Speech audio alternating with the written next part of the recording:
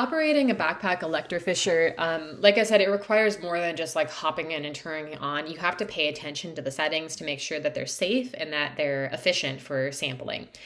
So when you talk about sampling efficiency, that's basically like how well can you capture fish? If your sampling efficiency is low, that means that you might have a lot of fish in your river system, but you're only going to be able to capture a small amount of them. So we want the highest sampling efficiency possible. We want to be able to capture the most fish over the smallest period of time. So looking at what affects sampling efficiency for electrofishing, there are like a lot of different components that go into this that you have to consider. There's things like the fish itself. So the species, abundance, size, behavior. So what is the fish doing? Where is it hiding? How big is it? All these things are going to be affected by or affect the sampling efficiency. There's also the system itself. So habitat types, water depth, water temperature, water flow. Are you electrofishing in a stream that is really shallow without any log jams or anything? Or are you electrofishing in a log jam, which can be really hard to navigate and effectively capture fish? There's water parameters like conductivity, as well as water transparency. So when you have really turbid, mucky water, the fish might be stunned, but you might not be able to see them in order to net them and capture them efficiently. So you have to consider that. There's also the equipment itself. So the electrode condition, is it old? Does it have a lot of crusty built up on it, or is it new? What type of equipment you're using? And then lastly, human error. So human effort and proficiency. Is your field crew trained? Are they going to be efficient, or is this the first time that they've been out? So all of these things are going to affect sampling efficiency. Some of them you have control over, some of them you don't.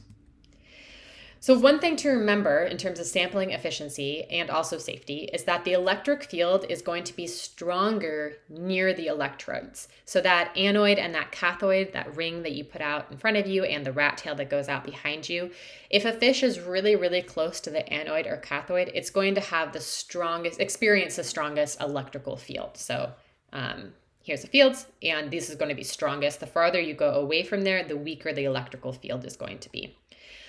So this is an important thing to consider because when you're out there backpack electrofishing, if you get a fish that touches your anoid or cathode, it can potentially be lethal.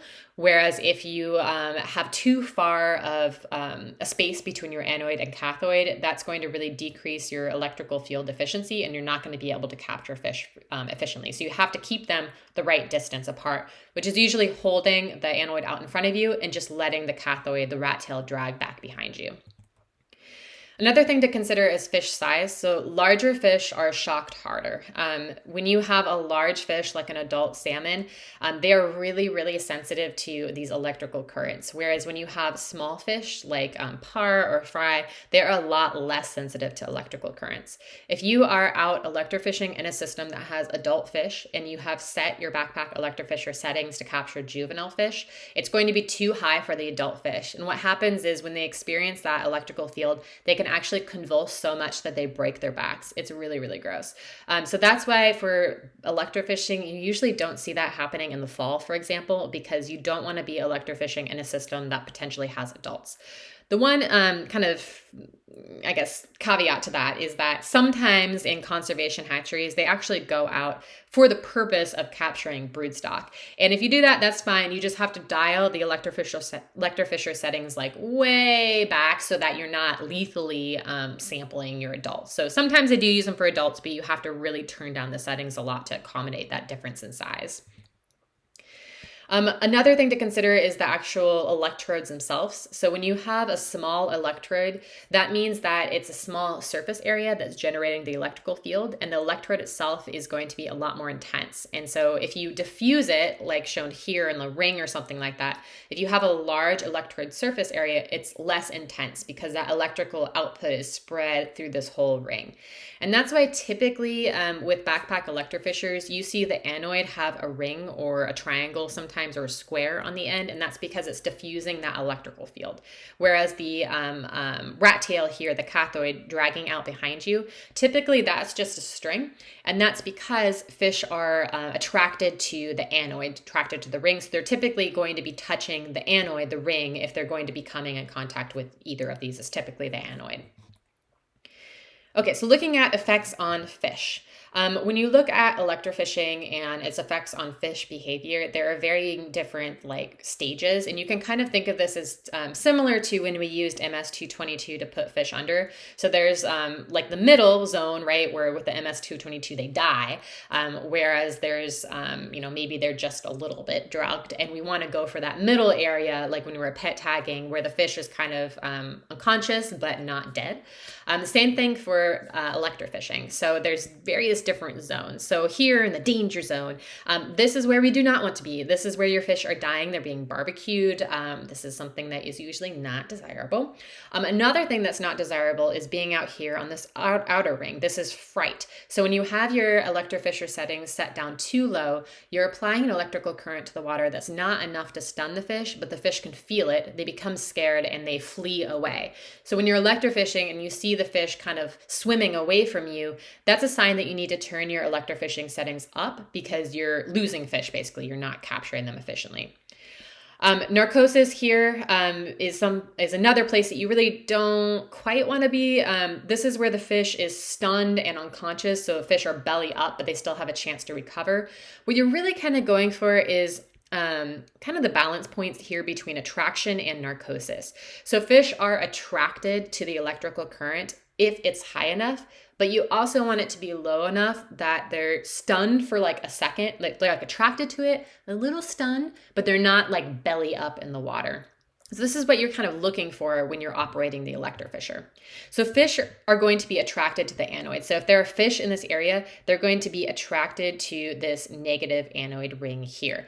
And if you have your electrofisher settings like just right, you can see this kind of involuntary swimming behavior where they're kind of swimming towards the anoid. And that tells you that that's like the perfect place to be. So they either need to be kind of swimming towards the anoid or kind of stunned and like not belly up, but kind of floating and swimming towards the anoid. That's like the perfect place to be because they're stunned enough that you can scoop them up, but they're not so stunned that they're going to either not recover because they're dead or take a long time to recover or be super stressed out.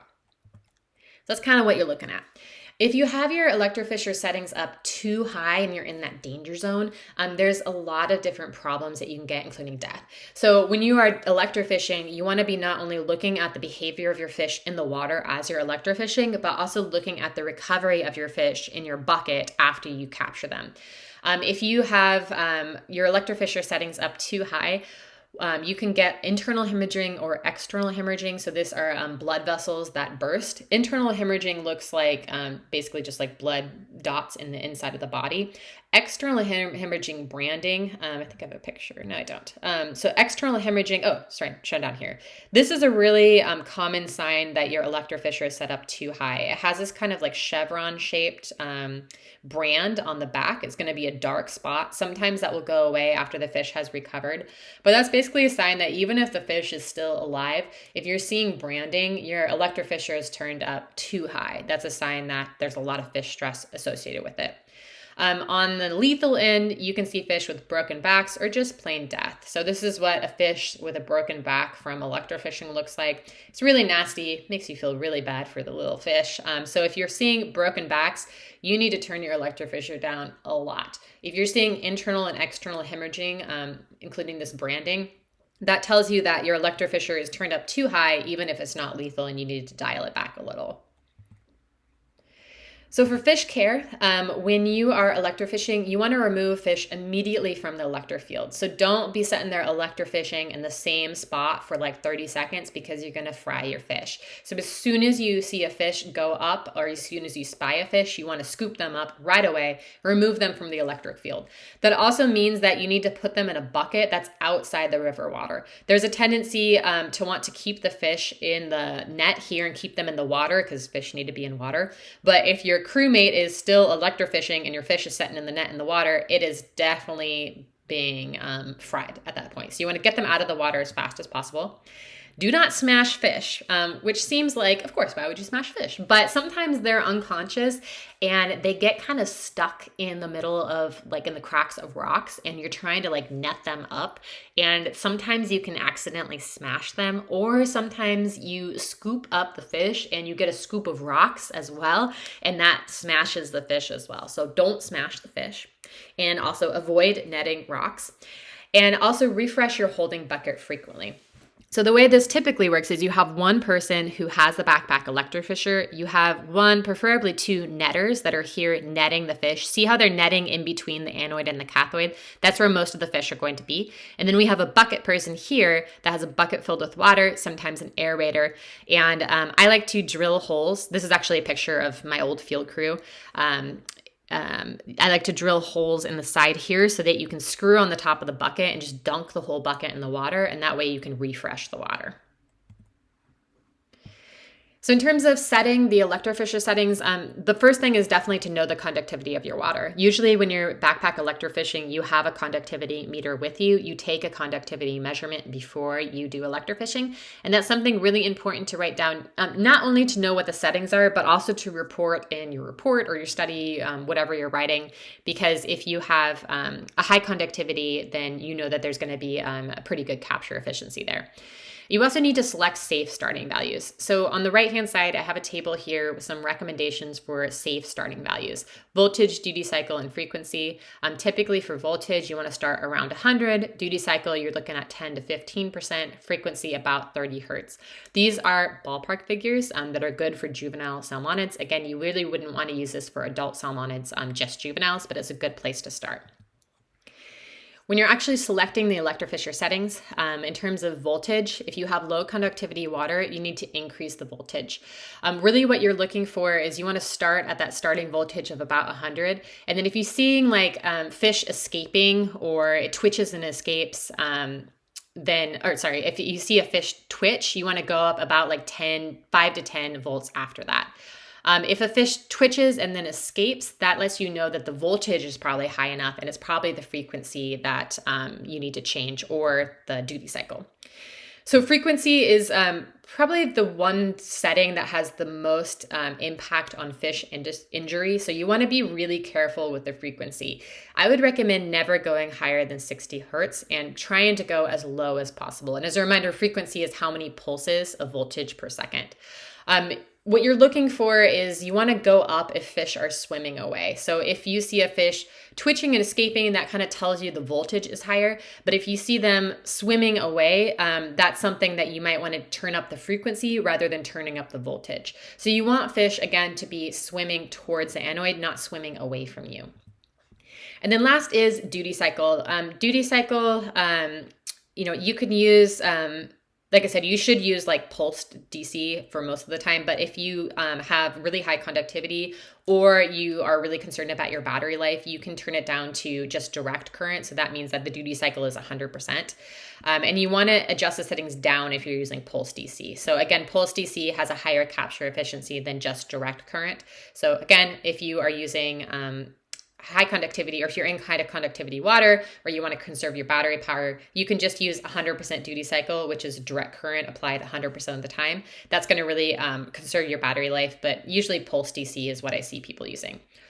Or you can use the auto setup option. So most backpack electrofishers, not all of them, but a lot of the nicer ones have an auto setup option where what you basically do is you put the anoid and cathode in the water and you just turn it on for a second. And that's going to look at how efficient the energy transfer or the electricity transfer is from the anoid or from the cathode to the anoid. And it's going to take that into account and suggest some starting points. So usually what I do when I have a backpack electrofisher that has an auto setup option, I run the auto setup option. It's going to be a pretty conservative setting, so pretty low. And then I'm going to look for the different signs. So are they twitching? Are they not? Are they swimming away? And then adjust upward from there.